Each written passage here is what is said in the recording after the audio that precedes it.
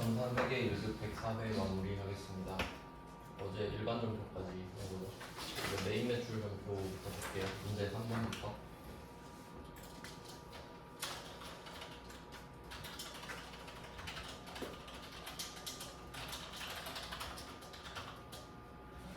(1번) 1번입니다.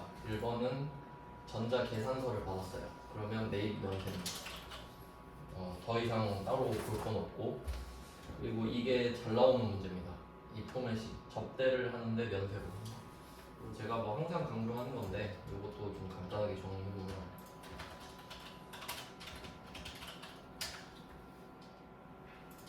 처음에는 좀 신선한 문제였지만 이제 하나의 틀로 고정돼 버린 문제인데, 부가가치세 쪽에서는 이제 아시겠지만 매출 쪽은 별로 안 중요해요. 매출은 답이 정해져 있기 때문에. 근데 매입 같은 경우가 중요하죠. 이제 매입을 했는데 부가가치세를 내면 과세, 안 내면 면세죠. 그럼 면세는 부가세를 안 냈기 때문에 돌려받을 일도 없어요. 근데 이제 과세로 빠지면 이걸 돌려받을 수 있으면 공제, 못 돌려받으면 불공제인데, 근데 여기서 내는 게 접대가 불공제 사유잖아요. 근데 그건 과세일 때만 해당되는 일이지 면세일 때는 적용이 아예 안 되죠. 그래서 그냥 면세로 끝. 그래서 결론은 접대는 면세로 하자, 이렇게 내시면 되고, 그리고 뭐 개정 과목은 접대비인데, 접대비에서 조심하실 거는 부서죠. 일반적으로는 영업부가 나오지만 영업부만 접대를 하는 건 아니니까, 혹시 그 원재료를 매입하는 쪽 매입처 거래처에 접대를 했으면 500번일 수도 있고요. 지금은 800번 접대. 부가세는 어차피 없고, 그리고 현금. 근데 되게 간단하죠. 네, 그리고 이 뭐 화환을 우리 직원 결혼식에 보냈다 하면 복리 등기고, 그 정도 차이가 있겠네요. 그 면세인 건 안 바뀌고. 그 다음은 2번입니다. 2번. 이거 제가 엄청 강조했던 거 아닙니까? 이거 뭐 그냥 이거 불공제의 사유인지도 모르고 틀린다고 말씀을 드렸고, 공장 부지로 사용할 토지의 취득으로 발생한 중개수수료, 이거 친구는 법무사 수수료도 있었죠. 그래서 여기서 포인트는 땅이잖아요. 땅. 두 가지를 보셔야 됩니다. 그러니까 세법상으로는 땅을 샀으면 일단 면세인 거는 확정이 된 거예요. 근데 그 땅을 왜 샀어? 라고 물어보면 나 공장 부지로 쓸 건데 하면 그때 개정 과목이 토지가 되는 거죠. 그 관계는 그렇고, 그리고 그 땅은 면세인데 우리가 이 땅을 살려고 공인중개사한테 맡겨놓은 게 있잖아요. 그 수수료를 따로 주는 건데 그건 과세죠. 그러니까 땅은 면세, 수수료는 과세. 근데 그 수수료는 부가세를 포함된 상태지만 물려주진 않는다 그랬죠. 왜냐하면 땅을 팔아봤자 부가세를 안 걷어서 안 줄 거니까. 그 정도 내용이 있었죠. 그래서 결론은 매입 불공이다. 이유는 세금 계산서를 받았는데도 불공제 사유니까 못 돌려받죠. 그래서 메인 매출 점표의 예외에 해당되는 거예요. 그러니까 부가세 대급금이나 부가세 예수금이 없는데도 메인 매출 점표에 올 수 있는 경우죠. 특이한 경우죠. 그래서 뭐 개정 과목은 토지가 되겠죠. 회계적으로 봤을 때는 토지의 취득 부대 비용 쪽으로 빠지니까. 근데 세법적으로 보면은 이 50만 원을 부가세 대급금으로 인정을 못 받죠. 그래서 그냥 50만 원은 취득 부대 비용이 돼버리는 거예요. 50만 원 날리는 거죠. 근데 만약에 이게 그 공장 부지로 사용할 토지가 아니라 공장으로 사용할 건물을 취득했을 때 중개수수료를 냈다면 매입 과세가 되죠. 그거까지 챙겨두셔야 됩니다. 그렇게 내면 또 틀리는 사람 있을 것 같거든요. 그래서 회계 처리는 이렇게 토지의 자본적 지출로 골라주시면 되고, 뭐 배웠던 거니까 전혀 어려운 건 없습니다. 그 다음에 3번은 최종 소비자. 최종 소비자라고 나오는데 요거는 항상 비사업자랑 같은 말이라고 보시면 돼요. 그러니까 부가가치세 돌려받을 생각 없다라는 뜻이에요. 이 뜻은. 그러니까 세금 계산서를 절대 달라고 안 할 거라는 소리죠. 뭐 달라고 하는 사람도 있겠지만 의미가 없죠. 그러면 이때 현금 영수증을 발급했어요. 그러면 매출 현가가 되겠죠. 물건을 팔았고 부가가치세가 있고 현금 영수증도 줬으니까. 거래처는 원래 개인은 잘 안 쓰거든요. 왜냐면 한 번 사고 마니까. 그러니까 우리의 거래처라고 하는 건 꾸준히 거래를 하는 곳이잖아요. 근데 개인은 한 번 사고 안 올 수도 있어서 보통 잘 등록 안 하거든요. 근데 하래요. 돼 있겠죠 아마. 입력할 거? 아니 돼 있을 겁니다. 한번 보시면 뭐 할 게 없네. 현금 88만 원. 그럼 이때 아니 96만 8천 원이군요. 96만 8천 원. 이때 주의하실 거는 하과, 현과, 건별은 부가가치세가 포함된 금액을 쓴다. 까지 보시면 되겠고. 네, 이건 뭐 통계를 적을 필요도 없는 문제네요. 네, 부가가치세 이거 80만 원으로 착각만 안 하면 될 것 같고요. 다음은 4번. 이제 유형자산 처분이 나왔군요. 이 정도는 돼야 좀 밸런스가 맞는데. 자, 4번 문제는 세금 계산서 발급했으면 매출과세입니다. 그리고 유형자산 처분이 들어오는 겁니다. 그리고 이 유형자산 처분 같은 경우는 보통은 세금 계산서를 주고 파는데 현금 영수증을 줄 수도 있고 카드로 팔 수도 있고 그러니까 그거까지 응용하시면 돼요. 그러니까 유형자산 처분은 매출 과세다 이렇게 외워버리면 안 돼요. 증빙이 결정된 건 아니니까. 그리고 이거 푸는 포맷이 딱 있었죠. 되게 중요한 문제인데 이거 엄청 잘 나오죠. 차량 운반구를 5천만 원에 샀다. 감가상각 무계획이 3,500이 들어가고요.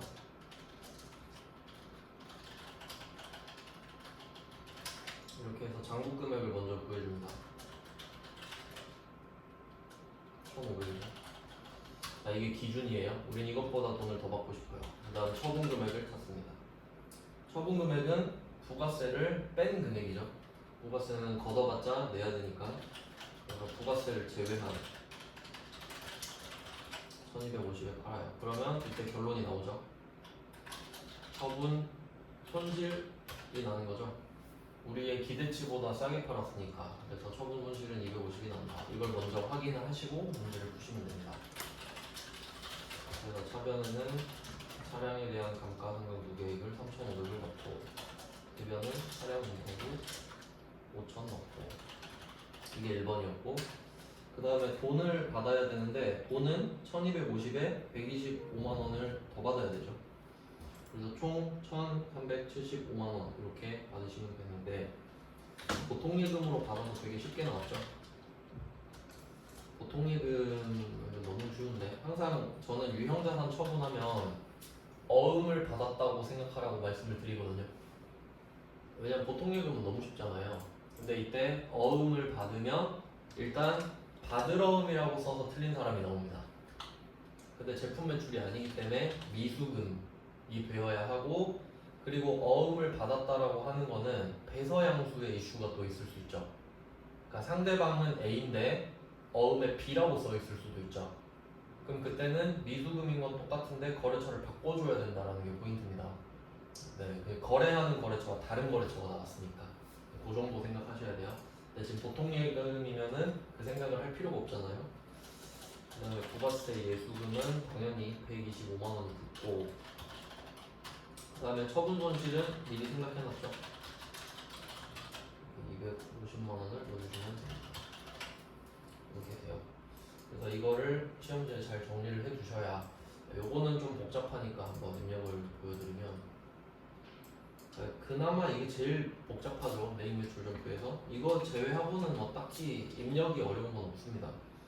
그럼 저는 이걸 어떻게 하냐면 일단 11번 찍고 차량 운반구라고 적죠. 공급가액은 1250만 원. 그래서 원래는 100% 금액을 적는데 여기에 카과, 현과, 건별은 110%. 만약에 이게 카과였다면 1375만 원을 적어야 되는 거죠. 거래처는 연기실업 전자 발급했고 공개는 혼합밖에 안 되죠. 이 문제의 유형은. 그럼 이거 다 바꿔줘야 되거든요. 멀쩡한 거는 부가세 예수금밖에 없어요. 그러면 먼저 바꾸셔야 될 게 대변에 차량 운반구 금액도 바꾸죠. 5천으로. 그리고 얘 짝꿍이 감가상각 무계획이니까 차변에 바로 209번을 붙입니다. 번호가 붙어있죠. 그리고 그리고 여기에 3,500 넣고 받은 돈 차변에 보통예금 3,750 근데 1,375만원 이렇게 하면 차변이 B죠. 근데 이미 알고 있었기 때문에 처분 손실 적고 이거는 금액은 그냥 확인만 하면 돼요. 유형자산 처분 손실 딱 하면 바로 금액이 250이 나오니까 네, 이렇게 풀어주셔야 되기 때문에 그러니까 이런 문제들 때문에 시험지에 잘 적어놔야 돼요. 이걸 문제만 보고 푼다 말이 안 돼요. 시간이 엄청 오래 걸리겠죠. 그 다음은 5번 문제입니다. 5번 문제는 임차료라고 하죠. 그러니까 이게 사실 여기서 용어에서 뜻이 다 나옵니다. 우리가 임차료라고 하면 돈을 내는 거고 임대료라고 하면 돈을 받는 거다 정도는 당연한 겁니다. 세금 계산서를 받았잖아요. 그럼 얘는 매입 받았죠. 불공제 사유가 아니니까.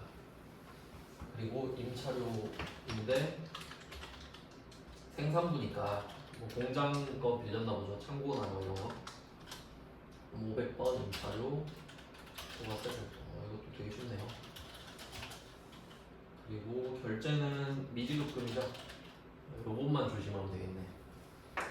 외상미수금 써있다고 외상매입금 쓰면 안 된다고 그랬죠. 이건 그냥 외상을 했다는 사실을 알려주는 것 뿐입니다. 그래서 혹시 여기서 결제는 일단 어음으로 했다, 어음으로 줬다 해도 미지급금인 거 아시죠? 여기까지 확인하시면 되겠고요. 요건 뭐 이 정도만 쓸게요. 실제로 이 정도만 써도 될 것 같은데 시험지에. 그 다음에 6번 영세율 세금 계산서 보는 순간 매출 영세를 쓰시면 됩니다. 영세는 너무 쉬워서 잘 안 되는데 매출 영세는 1,100만원 납품했어요. 근데 여기서 또 100만원이 부가세야 이러고 있으면 안 되죠. 부가가치세가 0원입니다. 그럼 700만원은 외상인데 파는 게 제품이니까 외상 매출은 700. 제품 매출이 1,100. 그 다음에 나머지는 400이죠. 요거 약소보험으로 받았다 하면 이때는 바늘어음이죠. 이때는 드디어 바늘어음이 나왔고, 그리고 어음 받았다고 하면 그 어음 주인 찾아야 되죠. 항상. 지금 우리가 아카디 상사한테 물건을 팔고 있는데 혹시 다른 애 이름이 나오진 않는지 그게 나오면 바꿔주시면 되고요. 그리고 한 번 더 생각해 보면은 우리가 제품 매출을 뭐 주로 이렇게 팔지만 그 뭐 만약에 문제를 만들기 위해서 여기서 뭐 사용하던 비품을 팔았다 이럴 수도 있잖아요. 그럼 이게 또 유형자산 처분이 될 수 있는 거고 이때는 바들어움이 아니라 미수금이 되겠죠. 그리고 외상매출금도 미수금이 돼요. 둘 다 미수금이 돼요. 이거 포인트입니다. 그러니까 그렇게 낸 적은 없는데 이게 제품 매출이 아니라 다른 물건을 팔면 계정 과목 미수금 쓰잖아요. 그럼 이때는 외상 매출금과 어음을 받은 걸 구분할 이유가 없다고요. 어차피 둘 다 미수금이니까 따로 써도 합쳐지죠. 네, 그렇게 될 수도 있겠죠. 네, 근데 뭐 무난했습니다. 네, 이 정도 수준으로 돼요. 어려워봤자 유형자산 처분 정도.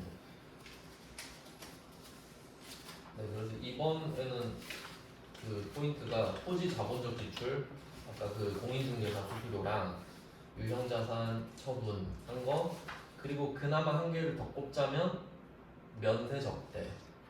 그 세 개가 딱 중요한 포인트예요. 걔네들은 맨날 내요. 그 세 개는 반드시 숙지하고 가셔야 된다. 한 번 더 보고 가세요. 어려운 거 아니니까.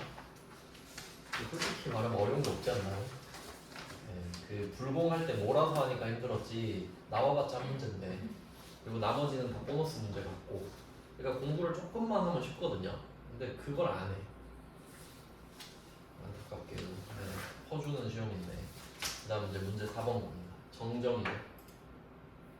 뭐 전표 문제 연장이라고 보시면 되겠는데 항상 어디서 시작하는지를 보시면 돼요. 근데 고민할 필요가 없죠. 혹시 모르겠다 하면 둘 다 들어가시면 되니까. 자, 그럼 4번에 1번 볼게요. 현대전자로부터 차입한 운영자금에 대한 이자 비용. 그럼 지금 상황을 먼저 정리하셔야 돼요. 머릿속에 내가 돈을 빌렸구나. 그럼 이자를 줘야겠네. 그렇게 먼저 생각하시고, 그럼 내가 이자를 주는 거잖아요 지금. 그러면 내가 원천징수라는 거야. 내가 너한테 50 줘야 되거든? 근데 너 어차피 50 받으면 세금 내야 되는 거 아니야? 그럼 내가 그냥 내줄게. 나도 세법 아니까. 약간 이런 느낌이거든요. 근데 이거 법인끼리는 원래 안 하는데? 이자는 다 하나? 네, 이렇게 해서 뭐 한다고 해요. 근데 이건 참고로 세율이 제가 봤을 때 27.5% 같은데,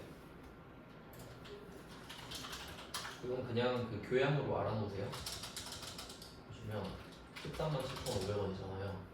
나누기 30만 곱하기 100, 27.5%죠. 이유는 원래 이자가 15.4%거든요. 그거는 그 돈놀이 하기로 작정한 회사들 있죠. 은행들. 은행은 돈놀이를 하는 게 업이잖아요. 그럼 그 은행들은 15.4%만 걷어서 내라 그래요. 그러면 뭐가 좋으냐면 은행은 다른 사람들한테 세금을 조금만 떼는 거잖아요. 그러니까 그 사람들은 좋지 그나마. 근데 만약에 은행이 아닌 곳에서 돈을 빌리잖아요. 그러니까 여기선 대부업체도 은행업 맞아요. 그러니까 은행도 대부업이에요. 업종 자체가. 그러니까 우리가 말하는 뭐 러시앤캐시나 저기 그 대부업체 있잖아요. 조그마한데 그런데도 업종은 대부업이 맞아요. 그러니까 그 사람들도 15.4% 맞거든요. 근데 그냥 예를 들어서 삼성전자가 그냥 돈을 빌려준 거예요. 다른 회사한테. 그러면 그 돈을 빌린 회사가 있을 거 아니에요. 그 회사는 은행이 아닌 곳에서 돈을 빌렸죠. 그럼 그때 이자를 지급할 거 아니에요. 그 삼성전자는 그 이자 받은 거에서 27.5% 내야 된다. 그러니까 벌금 쪽으로 더 내는 거예요. 너는 은행업도 아닌데 왜 돈 빌려주고 있어? 솔직히 삼성전자가 돈놀이하면 작정하면 큰일 나죠. 돈이 얼마가 있는데. 그래서 그게 좀 약간 핸디캡이라고 보시면 돼요. 근데 상관은 없죠. 근데 혹시 그냥 왜 그러지 할까봐. 그럼 이때 다시 결론은 우리가 이자를 주는 겁니다. 그럼 차변의 이자 비용을 어떻게 해야 되죠? 50 줘야 되네. 그럼 이때 너 50 받으면 13만 7,500원 내야 돼. 너 은행 아니니까. 그래서 내가 그냥 갖고 있을게. 그러니까 직원한테 월급 주듯이. 우리 직원한테 월급 줄 때도 차변에 급여 빼놓고 원천징수 하잖아요. 그러니까 이번에도 야 너 이자 줄게. 대신 내가 원천징수도 할게. 대수금. 그래서 퍼센테이지로 줄 수도 있기 때문에 말씀드린 거고요. 137,500원을 제외하고 보통예금으로 줬다. 자, 이렇게 붕괴를 하라는 거예요. 그러니까 결과적으로. 그러니까 이 문제는 사실 일반전표 한 문제 더 낸 거죠. 아무 의미가 없어요. 고치는 거는 그 전에 써있던 건 의미가 없는 거야. 왜냐면 이거 답 찾으면 끝나는 거거든요. 그러면 이때 부가 설명을 보시면 원천징수세액은 부채로 처리하고 필요 없는 말이죠. 그럼 여기서 뭐 자산으로 할 수 있는 것도 아니고 그래서 의미 없는 말이고요. 그럼 가서 한번 볼까요? 8월 31일 뭐 일반전표 써놨겠죠? 부가가치세랑 전혀 상관없으니까. 가보니까 역시 개판을 쳐놨군요. 근데 실제로 이럴 거 아니에요. 진짜로 이거는 그 실제로 제 친구가 생각나네요. 만약에 제 친구가 세법을 모르는 친구의 사업을 하고 있는데 만약에 통장에 36만 2,500원이 들어오잖아요. 그럼 이렇게 쓸 거 아니야 진짜. 맞죠? 그러니까 이제 그걸 느끼셔야 돼. 우리 사장님이 이렇게 적어놨겠구나. 그냥 내가 해야지 뭐 이렇게. 그러면 그걸 쿨하게 삭제하고 새로 입력하시는 방법도 있고. 근데 제 생각에는 이게 이미 적혀 있잖아요. 그럼 좀 그나마 보존을 해주는 게 이 의도에 맞지 않나. 그러니까 아마 적요 이런 거. 그리고 참고로 지금 보시면 적요가 글자가 써 있죠. 근데 이거는 의미가 없어요. 왜냐면 이렇게 두 칸씩 돼 있는 거 있죠. 컴퓨터는 왼쪽 칸만 인식해요. 그러니까 여기에 사실 숫자가 없잖아요. 그러면 이 글자는 어차피 컴퓨터는 못 읽어요. 그냥 보여주는 것 같아. 실무에서는 이렇게 한다고. 그럼 이거 차변을 비용 50만 원으로 바꿀게요. 바꿨어요. 그리고 보통예금 이것도 좀 알아두시면 좋은데 우리가 보통예금, 당좌예금 쓸 때 제가 거래처 언급 안 했잖아요. 왜냐면 채점을 안 하기 때문이거든요. 근데 실제로 여러분이 하실 때는 회사에 예금이 하나만 있는 건 아니잖아요. 그러니까 은행 뭐 두세 개 쓸 수도 있죠. 그러니까 그 은행을 적어놓는 거예요. 그러니까 이 통장이 어디 은행 건지를 적어놓는 거지. 왜냐면 관리를 해야 되니까. 근데 우리는 뭐 그 정도까지는 안 합니다. 참고로만 알아두세요. 그럼 이때 대변에 예수금이 붙어줘야겠죠. 이거 쓰면 끝나잖아요, 그냥. 사실 뭐 금액을 적을 이유도 없는 거였죠. 이렇게 고쳐주시면 끝납니다. 그래서 실제로 생각을 해보시면 돼요. 아, 이 13만 7,500원은 내 눈에 안 보이는 거겠구나. 그러니까 이걸 내가 찾아서 써야 되는 거구나. 실제로 이게 제 친구가 생각나서 친구가 카드로 물건을 팔았거든요. 예를 들어 뭐 1,500인가 그랬던 것 같은데 1,500 있는데 금액이 1.3%가 빠지고 들어온 거예요. 그럼 그 친구는 왜 1,500에 팔았는데 이거밖에 없지 이렇게 생각할 거 아니에요. 그래서 제가 계산해서 1.3% 카드 수수료야 이거 따로 적어야 되니까 무슨 말인지 모르고 그래 알았어 이러더라고요. 그러니까 우리는 안 보이는 것까지 봐야 돼. 그걸 보려면 세법을 알아야지. 이해되셨죠? 그러니까 내가 은행이 아닌 곳에서 돈을 받았으면 27.5%가 빠진다는 걸 알아야 적죠. 은행이면 15.4%고 역산할 줄 아셔야 될 거 아니에요. 그래서 실무로 보면 그렇고요. 그 다음에 2번 톰스 4에 직수출하고 그럼 이거 메인 매출 정표에 적혀 있겠네. 가서 바로 확인하겠습니다. 그러니까 이게 정정 문제는 양날의 검이에요. 왜냐면 아예 기존 정보가 없는 게 편할 수도 있고 아니면 있어서 편할 수도 있거든요. 근데 지금은 별로 의미가 없죠. 네, 이때 3,000달러를 달러당 1,200원으로 환산해서 계산을 했는데 알고 보니까 그때 기준 환율이 1,250원이더라. 이거 환율 갖고 장난칠 수 있다 말씀드렸죠. 그러면 이때 이 360만 원은 의미가 전혀 없는 금액이고 계산기를 꺼내셔야 되죠.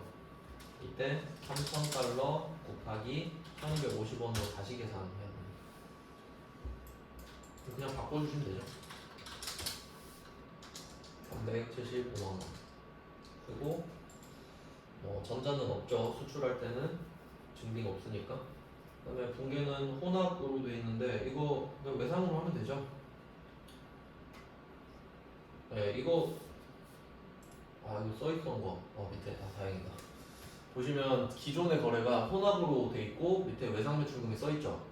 그러니까 이런 것들은 확인이 안 되기 때문에 제가 그 고칠 때 곧 입력하고 나서 삭제하고 그러라고 했죠. 그러니까 이런 내용이 안 나와 있기 때문이에요. 그러니까 이 문제도 보시면 결제를 어떻게 했는지 말을 안 해주잖아요. 그러면 그 전에 써놨던 데이터를 그대로 해야 되는 거거든요. 근데 그 데이터가 지금 외상 매출금이죠. 그러니까 이런 것 때문에 아시겠죠? 그래서 막 엄청 설레발치면서 삭제하고 다시 입력 그러면 안 돼요. 그럼 그 전에 뭐였지? 잃어버리니까. 그러니까 최대한 살려서 고치는 게 제일 좋다는 거예요. 네, 이런 요령이 있었고요. 어쨌든 결과는 쉬웠다. 이렇게 그대로 주시면 되고. 다음은 결산하고 이런 거는 얼마 안 남았군요. 이제 결산 다뤄보겠습니다. 결산은 자동 결산, 수동 결산 있죠. 세 문제 한번 확인해 볼게요. 이게 지금 기출 3개 봤나요? 6, 5, 4? 근데 이미 겹치는 게 보이죠? 소모품비 또 나오냐 아마? 네, 이거 겹쳤고 이거 수동결산이잖아요. 소모품. 그럼 이거는 맨날 나오는구나 보시면 되고 이번에 현금 과부족도. 그러니까 이제 이해가 되실 거예요. 제가 첫 시간에 막 하면서 중요하다, 어렵다 뭐 이렇게 나오니까. 2번 수동이죠. 그 다음에 3번은 자동입니다. 퇴직급여 충당하는 건데 그러면 수동, 자동 이렇게 가는데 원래는 수동을 먼저 하는 게 맞거든요. 그럼 이번에는 수동을 먼저 해보죠. 소모품이랑 현금 가부족은 그냥 나온다고 생각하세요. 정복을 하고 가시면 되겠습니다. 자, 영업부에 소모품을 구입했을 때 여기서 소모품은 제가 계속 말씀드리죠. 소모품은 그냥 일상 용어다. 근데 뭘로 했을까 궁금해야 되죠. 근데 그게 자산화 했대요. 좀 이상한 게 자산으로 했다면 되는데 자산화 했다는 건 자산이 됐다는 거죠. 그럼 이때 소모품 얼마인지 모르네. 말 안 해주죠. 현금으로 샀다고 칠게요. 이렇게 먼저 그러니까 샀을 때 소모품이라는 자산을 쓰고 결산 때 쓴 만큼만 비용 처리해라 이 말을 하는 것 같거든요 지금. 내가 이렇게 해놨겠지 지금.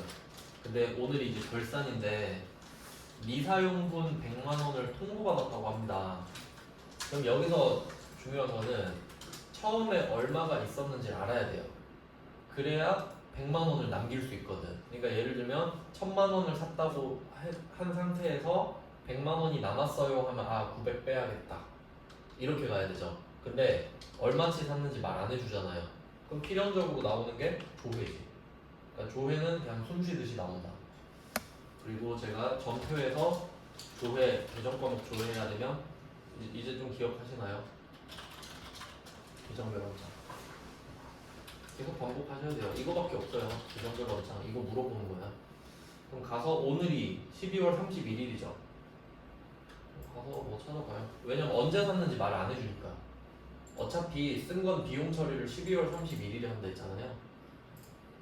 독해력도 중요해요. 그러면 계정별 원장으로 가봅니다. 12월 31일.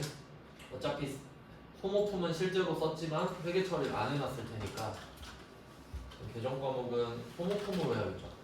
샀을 때 자산으로 했다고 하니까 173 그대로 쓰고 이겁니다. 그러니까 250만 원을 사놓고 쓰고 나서 회계 처리를 한 개도 안 한 거지. 그럼 250을 샀는데 지금 100이 남았대. 그럼 150을 빼란 소리죠. 이 정도입니다. 그래서 이런 건 좋은 문제 같아요. 실무에 더 적합하니까. 그래서 항상 모든 걸 조회해야 된다고 생각하시는 게 낫습니다. 실제로 그 기출문제 푸실 때 시간 내서 풀고 이제 시간 지나고 나서 한번 조회도 해보고 하세요. 조회는 이제 기본적으로 많이 나오게 됐어요.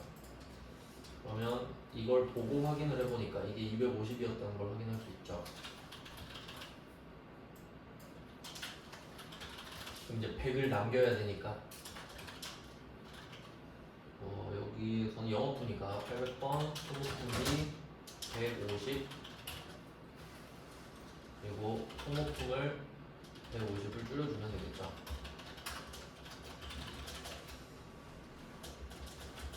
네, 답이 이거예요. 근데 이거 하실 때는 항상 반대 버전을 생각하셔야 돼요. 반대 버전. 처음에 비용 처리를 했다면 어떨까?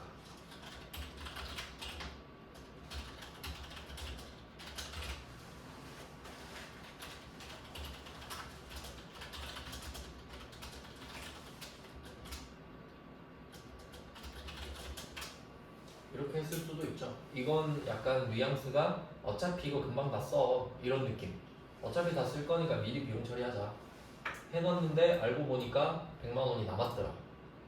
그럼 100만 원이 생겨버리죠. 소모품 100만 원. 그리고 800번 소모품 중에 100만 원을 취소하는 개념입니다. 그러니까 요것도 되게 중요한 문제죠. 잘 나오니까 반대 버전도 당연히 생각을 하셔야 돼요.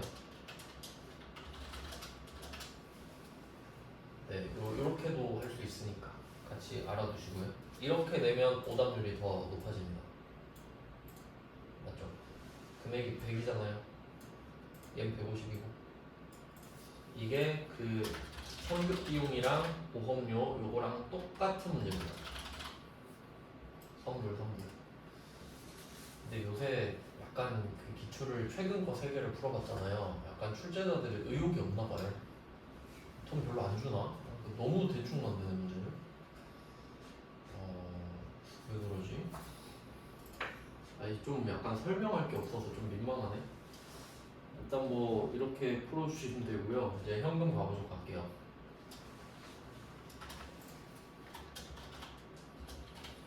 자 현금 가보죠. 이것도 뭐 제가 설명드렸던 대로 실제랑 장부를 일단 그리고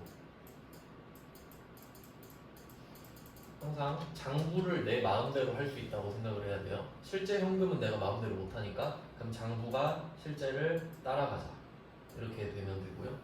그리고 이제 금액을 봅니다. 현금 보유액이 장부상 현금보다 57만 원이 많다. 되게 좀 잘 일어나지 않는 일인데. 그러면 실제로 57만 원이 있고 장부가 빵원이 있다고 생각을 하시면 돼요. 그러면 이걸 그린 다음에 다시 정리하는 거예요. 장부상 현금보다 57만 원이 많다. 맞는 것까지 확인하시고 문제 푸셔야 된다. 이거 머릿속으로 하려고 하면 특히 시험장에서 이거 머릿속으로 읽잖아요. 계속 읽고 있어요. 진짜 한 10번 읽을 걸 계속. 그러니까 그냥 그려버리는 게 낫습니다. 그래서 우리는 장부상으로 57만 원을 증가시키면 된다. 이걸 생각하시면 되고, 그럼 그걸 했겠죠. 12월 11일에 장부가 부족하니까 현금 57만 원을 늘려놓자. 이걸 했을 거예요. 근데 이유를 모르니까 현금 가부족으로 해놨던 거죠. 네, 이렇게 지금 완료가 돼 있는 겁니다. 그래서 만약에 여러분이 12월 31일 기준으로 현금 과부족을 검색해 보잖아요. 그러면 현금 과부족이 대변에 57만 원 이렇게 써 있겠지. 그래서 솔직히 말하면 현금 과부족도 이거 장부조회 하실 줄 알잖아요. 그러면 앞에 공개할 필요 없다. 왜? 조회하면 되잖아요. 그게 더 편하지 않나요? 솔직히 말 안 해준다고 아무도. 그냥 장부 조회에서 12월 11일에 이런 거 있었구나 이렇게 알지. 그러니까 조회가 만능이에요 사실. 그럼 이걸 원인을 한번 찾아볼게요. 찾은 것 같아. 일부가 34만 원은 선수금으로 밝혀졌다. 자, 이게 원인이 일부라도 밝혀지면 답이 되게 쉽습니다. 왜냐면 선수금은 부채거든요. 내가 해준 것도 없는데 돈만 미리 받았으니까 선수금은 대변의 부채.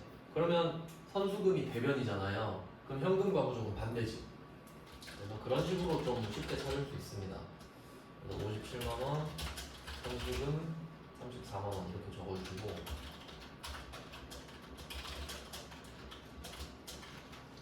선수금은 거래처까지 같이 써주셔야 되죠. 건영상가 이렇게 같이 써놓고, 그리고 나머지는 지금 23만 원은 모르는 거죠. 그럼 그래도 여기서 포인트는 일부라도 찾았잖아요. 그러면 나머지는 이 찾은 거랑 방향이 같습니다. 무조건입니다. 그래서 얘는 잡이익일 수밖에 없어요. 이렇게 이 문제를 풀어주시면 돼요. 그러니까 나머지 금액이 잡손실일 수는 없지 절대. 합쳐서 57만 원이니까 차변 대변 따로따로 있으면 상계가 돼버리잖아요. 그럼 그렇게 57만 원이 할 수가 없지. 네, 이렇게 문제 풀어주시면 됩니다. 그래서 보통 여러분이 보셨던 문제가 이거잖아요. 그냥 오늘 원인을 모르겠다. 그럼 그냥 잡이익 57만 원이죠. 근데 요거는 장부 조회를 하거나 전에 있던 붕괴를 분석해서 풀어야 돼. 왜? 차변인지 대변인지 알 수가 없으니까. 근데 지금은 선수금이라는 힌트를 던져줬죠. 그럼 선수금이 대변이니까 나머지도 대변이겠지 이렇게 푸시는 거라고. 그러니까 훨씬 더 접근하기가 좋습니다. 얘는. 그러니까 사실 얘는 12월 11일 거 붕괴를 볼 필요가 없잖아요. 아예. 왜? 선수금으로 끝났으니까. 이렇게 되고요. 네. 그 다음은 이제 자동 결산 갈게요. 이건 입력해 보시면 되고. 자동 결산으로 가겠습니다. 결산 자료 입력으로 가셔야 돼요. 오른쪽 위에. 기간은 N2 2번이죠.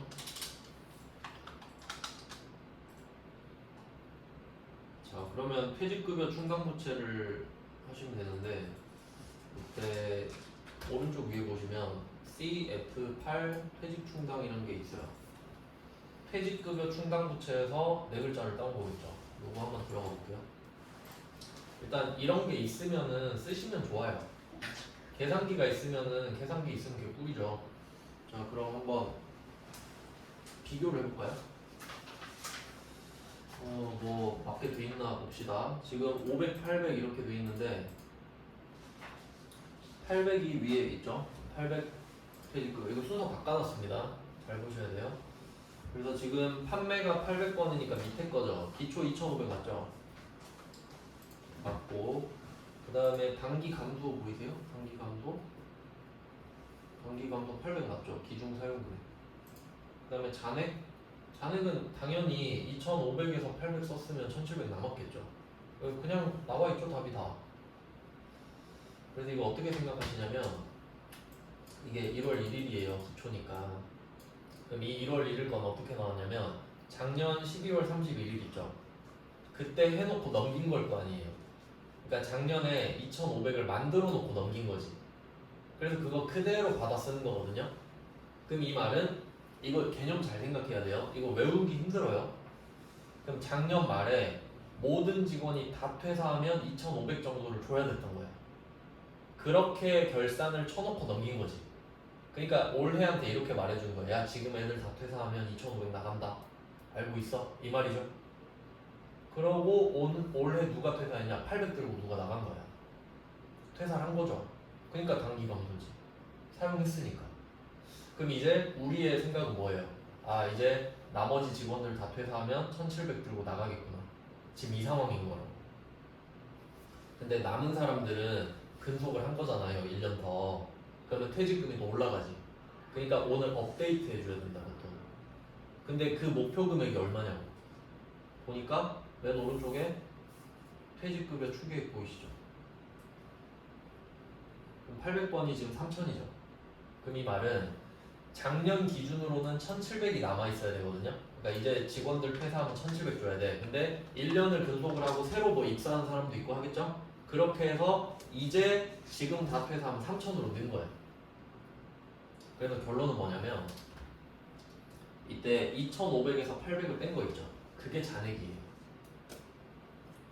2,500에서 800을 빼면 이 남아있는 게 지금 1,700이잖아요. 이게 잔액이죠. 그리고 여기 나와있는 잔액. 그리고 지금 퇴직급여 추계액 3,000 써있는 거 있죠. 이게 목표 금액인 거예요. 그러니까 잔액은 팩트고 퇴직급여 추계액은 목표라고. 그럼 내가 지금 1,700 있는데 3,000 만들고 싶어요. 얼마 더 해야 되게요? 이거잖아요. 얼마인지 나오죠. 근데 그리고 혹시 모를까봐 써놨네. 단기 설정을 1,300. 뭐 초등학생 수준 아닙니까? 그러니까 숫자는 아다리가 딱 맞게 돼 있거든요. 근데 지금 무슨 상황인지 내가 납득을 해야 될 거 아니에요. 안 그럼 뭐 어떻게 이 숫자를 조합할 거예요? 그러니까 방금 제가 말씀드린 스토리 이해되시죠? 이걸 매번 하셔야 되니까. 그럼 여기 뭐라고 쓰면 돼요? 근데 결론은 3,000 쓰면 돼요. 초등학생 문제입니다, 이거. 그러니까 지금 우리가 생각해야 될 게 있나요, 지금? 제가 억지로 상황 설명드린 거예요, 지금. 그러니까 결론은 뭐다? 퇴직급여 추계액 적어라. 그러니까 여러분 이거 하면서 무슨 생각 하셔야 되냐면 이걸 여러분 시급 10,000원 받고 해야겠습니까? 제가 나중에 세무사 되면 이거 컴퓨터한테 맡길 거거든요. 그러니까 여러분 이런 거는 없어지겠구나 라고 생각하시면 결산 반영 눌러주시고 네, 이렇게 하시면 돼요. 엄청 간단하죠? 그래서 결론은 단기 설정액에 써있는 이 금액이 전부 다 그 비용 처리가 되는 거잖아요. 결과는 그래요. 이거 엄청 쉽죠? 예. 그 다음에 점표 추가하시면 돼요. 진짜 너무 사정없이 쉽게 내는. 그 다음에 이론을 금방 끝낼 수 있을 것 같은데 그냥 이어서 빨리 하고 끝내는 게 어때요? 저도 빨리 가고 싶어요. 마지막 날인데. 이론을 어차피 다 할 거 아니니까 풀만한 거만 할 거니까 빨리